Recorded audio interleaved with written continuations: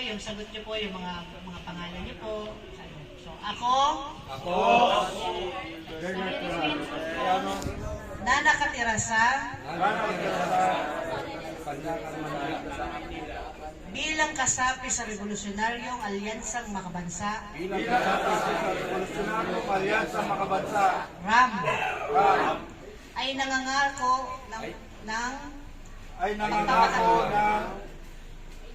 magpapakatapat, tatalima at kikilos ng walang pasubali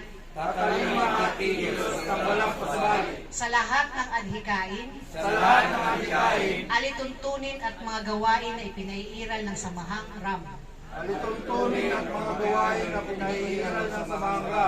Sa abot ng aking kakayanan na walang pasubali. At lagi kong pananaigin ang kapakanan